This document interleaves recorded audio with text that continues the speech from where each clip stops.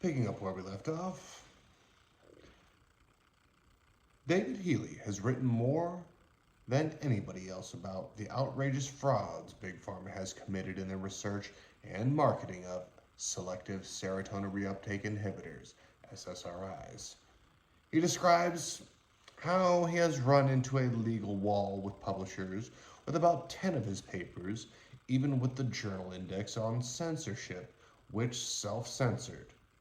Another author who wrote a book about the risks of suicide and homicide made Lilly threaten to sue him in 50 different countries. Planting industry friends in the auditorium works like spies under dictatorship rule who report their observations about enemies of the state. Under a Freedom of Information request, Healy saw a document from Lilly about informants to monitor what he says and see whether he can be sued. Lilly seems also to have threatened to pull out of its business in the United Kingdom if Zyprexa wasn't featured prominently in NICE guidelines. Nancy Oliveri from the Hospital for Sick Children, the University of Toronto, was fired after having communicated her concerns about the harms of a drug she was investigating. The university was negotiating a donation of $20 million from Apotex, the company involved, and Apotex sued her for breaching a confidentiality clause she had signed when she started her research. What both cases at the University of Toronto illustrate is the danger that can arise from university reliance upon industry philanthropy. When career success for deans and other higher-ups is measured in significant part by their ability of raise vast sums of money from corporate donors, whistleblowers, and other critics of drugs cannot expect much support. Another university affair took place in the United Kingdom in 2005 at the University of Sheffield. Aubrey Blumsom, the leader of two papers on Actonel, risdronate, an osteoporosis drug marketed by Procter & Gamble, was prevented from seeing the full data that were to be published in his name. Although he had concerns about the interpretation of the data, the research dean at the university, Richard Eastle, who was on the company's advisory board and had attracted grants from the company to the university of 1.6 million British pounds in recent years, advised caution. But only towards the company, it seemed. He didn't proceed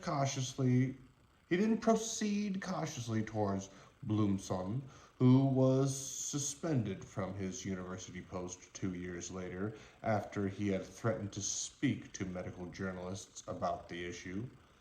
Blumson taped secretly a conversation with Eastle where Eastle said, "The only thing that we have to watch all the time is our relationship with Procter & Gamble." Procter & Gamble had told Blumson that a ghostwriter was familiar with the key message they wanted to convey about the drug. Procter & Gamble's defense for not sharing the data was pathetic, even ironic. They said by not doing so, they would lose the opportunity to demonstrate their ability to be a true partner in scientific endeavors.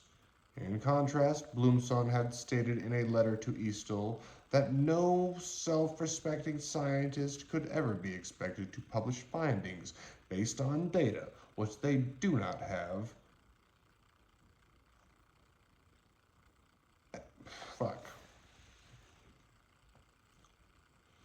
In contrast, Blumson had stated in a letter to Eastle that no self-respecting scientist could ever be expected to publish findings based on data which they do not have free and full access. Eastle had some sympathy with this view, as questions had been raised about how much of the data on the drug's performance he himself had seen in the past relation to papers he had his name on. Eastle later had to admit that the statement that he and the other authors had seen all the data was wrong, and he was subjected to a general medical council hearing about this falsehood. When, after numerous approaches, Blumson was finally allowed to see limited data, including key paragraphs, including key graphs. 40% of the data had been left out, and everything we'd been told was just nonsense. Blumson was Blumson was suspended on the grounds that his conduct over the past months amounted to and constitutes conduct that is quite incompatible with the duties of office. The university could equally well have copied the text David Healy received when he was kicked out of Toronto. In plain language, both pompous messages mean if you are not willing to prostitute yourself to the interests of Big Pharma, just as we do, you are not welcome here. UK cardiologist Peter Wilmhurst was instrumental in setting up a trial studying whether closure of the foramen oval in the heart with a medical device would help patients with migraine. The results were disappointing, even though they were positively biased, as the implanting cardiologists were also the ones determining whether the hole in the heart had been successfully closed.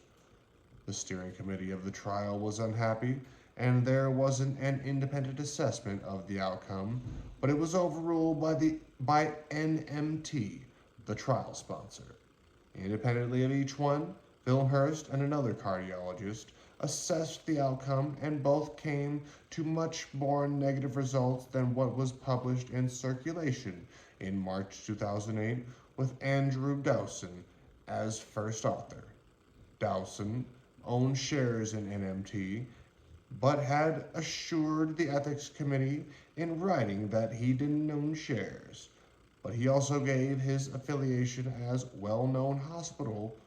Wait a minute. But he also gave his affiliation as a well-known hospital, although he had treated his patients in private practice. Dowson also published a paper with Wilmhurst as co-author that Wilmhurst had never seen. In the Circulation paper, there were only 4 residual shunts, whereas the 2 assessors had identified 23, 27, and 33 residual shunts, respectively. When the paper was accepted for publication, Wilmhurst and another colleague, who together had contributed more than 30% of the patients and had written a substantial part of the paper, refused to sign the journal's copyright agreement because it said that they had seen the data and took responsibility for their integrity. They had only seen the data analysis, not the data. Wilmhurst's name didn't appear anywhere in the published paper, not even in the acknowledgments. Although his work had inspired the study, he had been joint principal investigator, had taken a major role in designing the trial, had written much of the paper, and had been a member of the steering committee. In contrast, a prominent cardiologist who died before the trial began appeared as author, a rare but genuine type of ghost author, so to speak. He also co-authored a letter in Circulation 5 years after the death in reply to criticism of the trial, even though Wilmhurst had told the editors that he was dead. After Wilmhurst had mentioned the problems with the trial at a Congress and had given an interview, he was sued by NMT for slander and libel in the High Court in London, although the company was American. England has the worst libel laws in the world, which don't protect the whistleblower but the perpetrator.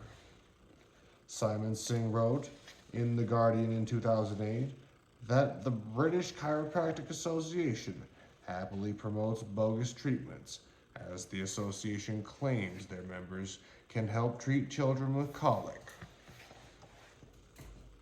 sleeping and feeding problems, frequent ear infections, asthma, and prolonged crying. He had spent 44 solid weeks on a libel action and wrote afterwards that in terms of free speech and access to information, our nation would become the European equivalent of China. He also wrote that Wilmhurst was put under immense stress when he received legal papers on Friday, 21st December 2007 at 5:09 p.m., 9 minutes after most solicitors closed for their Christmas holiday. It was not until the new year that Wilmhurst was able to get any legal advice. Already 9 months after the circulation paper, Wilmhurst had run up legal bills of nearly 60,000 British pounds.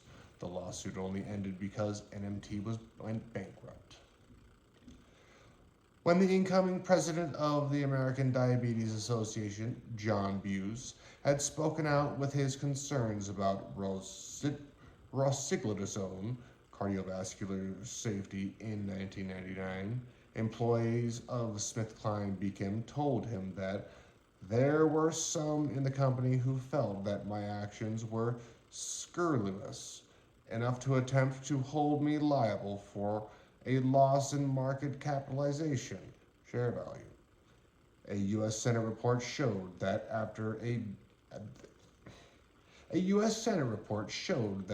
Buse had raised questions at a symposium, GlaxoSmithKline's chairman of research and development, Takada Yamada, had suggested either to sue him for knowingly defaming our product even after we had sent him straight on facts, or to launch a well-planned offensive on behalf of Avandia.